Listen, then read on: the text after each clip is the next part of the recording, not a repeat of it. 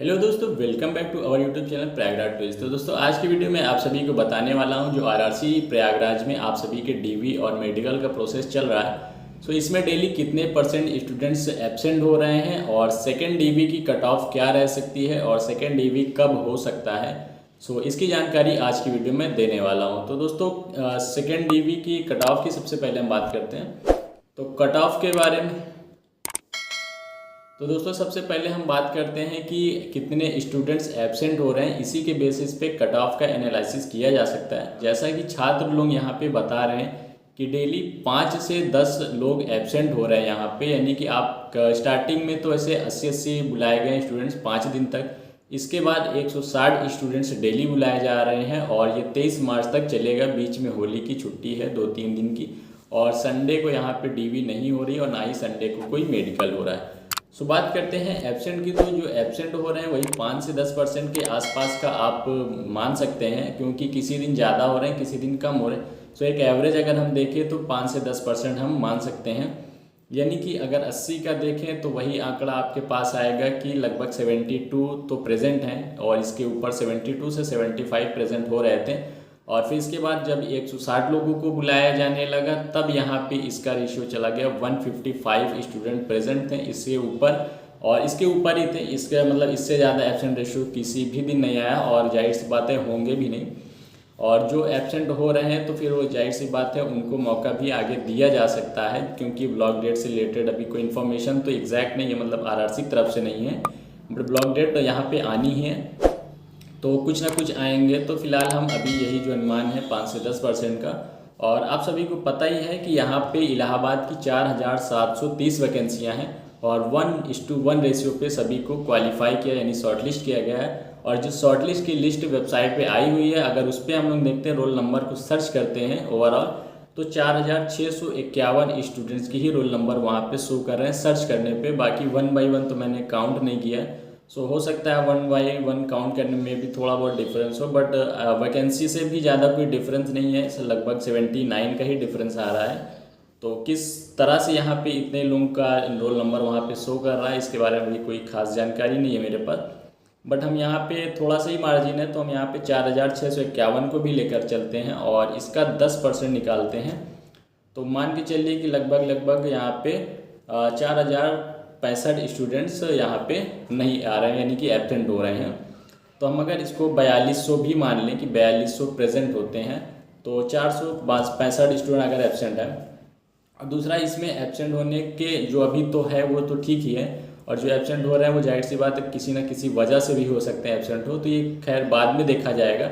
अभी तक का जो डाटा है उसी के बेस पे मैं एनालिसिस दे रहा हूँ, और जब पूरा यहाँ पे डीवी और मेडिकल कंप्लीट हो जाएगा उसके बाद क्या डाटा मिलता है उसके बेस पे फिर हम देखेंगे।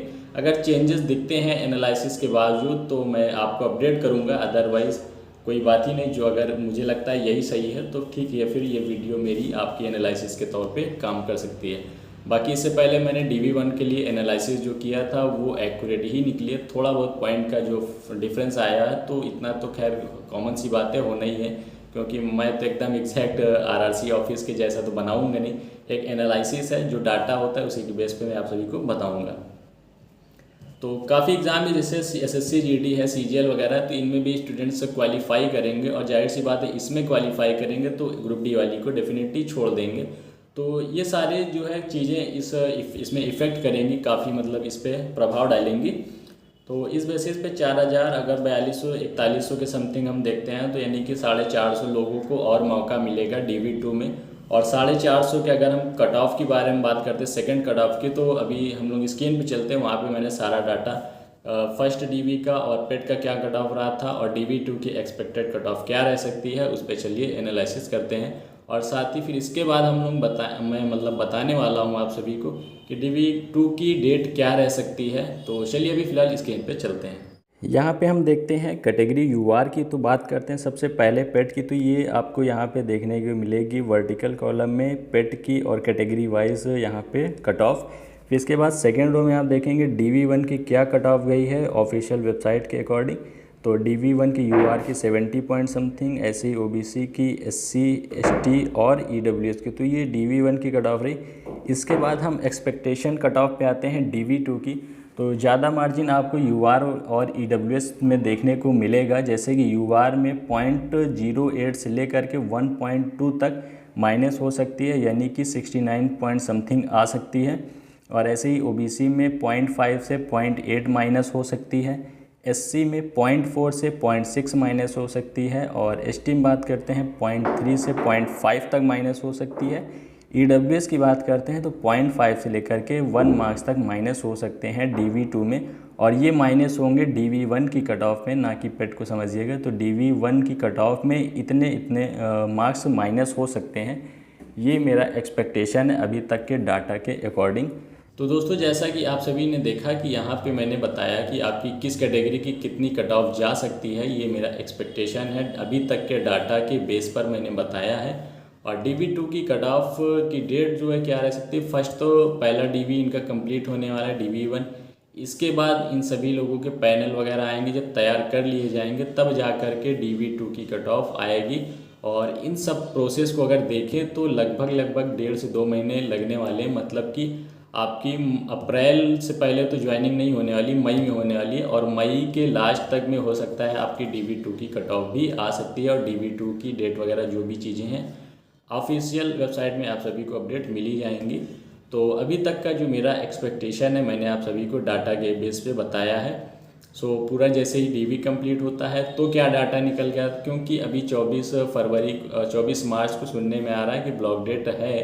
सो 24 मार्च को होता है तो कितने स्टूडेंट्स प्रेजेंट होते हैं, और तब तक बीच में जो डेट्स हैं उसमें कितने एब्सेंट होते हैं, तो ये भी डाटा काफ़ी इस पर इम्प्रेशन डालेगी। सो देखते हैं अभी आगे क्या होना है। तो आई होप आप सभी को कुछ आइडिया लगा होगा, और आपकी क्या एक्सपेक्टेशन है, किस बेस पे आप एक्सपेक्टेशन बता रहे हैं, ये भी ज़रूर से बताइएगा, कमेंट करिएगा। साथ ही टेलीग्राम चैनल के लिंक आपको डिस्क्रिप्शन मिल जाएगी, ज्वाइन कर लीजिएगा, वहाँ पे भी आप अपनी एक्सपेक्टेशन बता सकते हैं। तो चलिए, ऐसी ही अपडेट के लिए चैनल को सब्सक्राइब कर लीजिए। मिलते हैं नेक्स्ट वीडियो में। Thank you, bye.